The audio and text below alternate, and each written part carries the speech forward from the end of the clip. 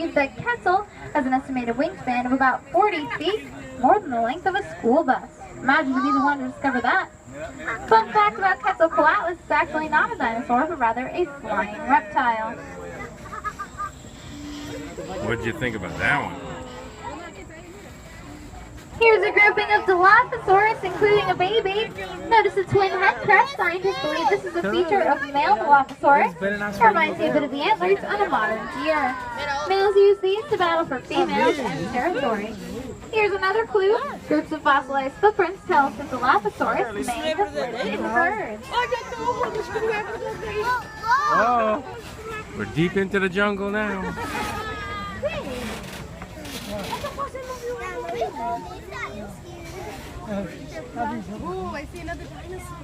Coming up on the left, I see two fantastic dinosaurs with an interesting fossil mystery to solve.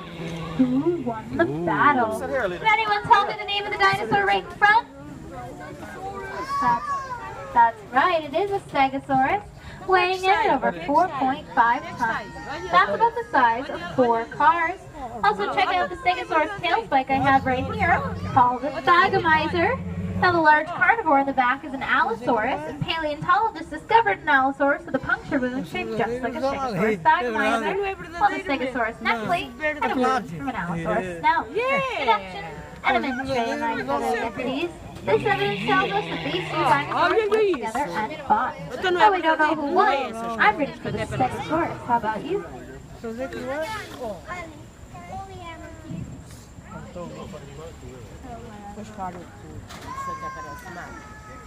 Oh, check out this cool creature coming up on the left, an Amargasaurus with a baby. Don't look too close for clues here, deputies, as scientists have only found one single skeletal fossil. The skeleton was fairly complete, so we know its shape, but until we find more fossils, this impressive dino will have to stay in our Too bad. Oh, get ready to stop the vehicle, Khalima. I think I see dinosaur babies in trouble. Wow, what an incredible repository of clues. On our right, a family grouping of Parasaurolophus are being stopped on the left by Deinonychus, a meat eater with wicked claws. Parasaurolophus on the right are known for that large, elaborate cranial crest coming out of the back of their head. It is much discussed by scientists as no modern animal has anything quite like it. It's a clue with nothing to compare it to. So cool, it's so mysterious. We might have to put them in.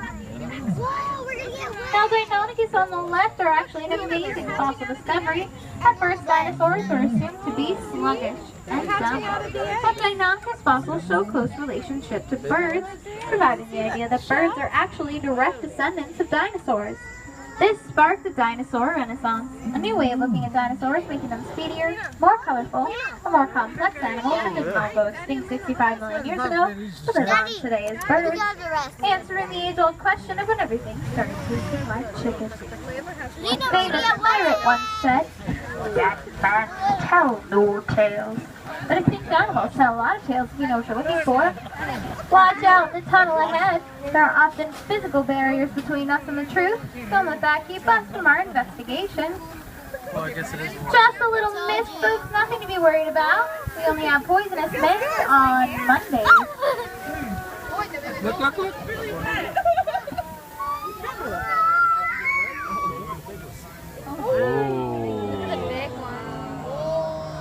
On the right, I see an Acrocanthosaurus. It's that big carnivore with the horns behind the Brachiosaurus. Brachiosaurus is actually one of the largest animals ever, but here's an interesting fact supported by fossil evidence. Due to shell size limits, even dinosaurs as big as these guys would have had babies the size of cantaloupes. Quite a contrast to the size of the mother. A successful Brachiosaurus mother would have had to have been careful not to step on their comparatively tiny babies. Up ahead, I see a Baryonyx, whose snout reminds me of an alligator.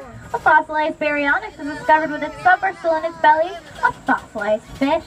We add this clue to the elongated snout, gap-like claws, which gives it until the water's edge, and head for fish. I see a Protohadrus over there on the left, whose back legs are bigger than the front ones. So we can guess that the Protohadrus could walk and run on all fours and then stand up and run on their hind legs. An interesting adaptation many primates and some reptiles have, but it's not too common in the animal kingdom anymore. Let's see. So far, we've discussed clues to wingspan size, what dinosaurs live together, and diet. What will be uncovered next? You do feel like you're in the jungle. It looks like a battle of titans. Whoa. With so many clues, where to begin? What do we have here, deputies? Any guesses? T-Rex. T-Rex. This is the Tyrannosaurus Rex battling a Triceratops. But did the mighty T-Rex really battle the Triceratops? Are there any clues? Yes, there are. They lived in the same place at the same time, so that's a good clue. Also, a Triceratops fossil was discovered with Tyrannosaurus bite marks and a tooth embedded in its tail. Proof they battled. Who won the fight? Perhaps neither, but looking at the T-Rex claw I have right here, we can see they were well armed for battle. See here, this T-Rex is winning, but it's an adult.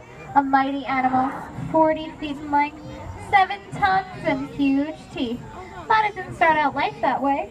Looking at the baby T-Rex on the right, it doesn't look quite as scary and would have been vulnerable to bigger dinosaurs before it got huge. Standing next to the spiky 3-ton Edmontonia, it's the baby T-Rex who looks in danger. One almost wants to scoop it up into our EDS vehicle to save it. Almost. So we can see that even the top of the food chain was vulnerable and young. Unfortunately, we do have a no dino policy in the DES cart, so we'll have to leave baby T-Rex behind.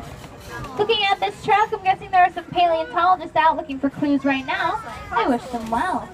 Let's check in with the captain. Captain? Captain Carey here again. I can tell from the GPS clue tracker your group of deputies are on your way back to the dinosaur safari field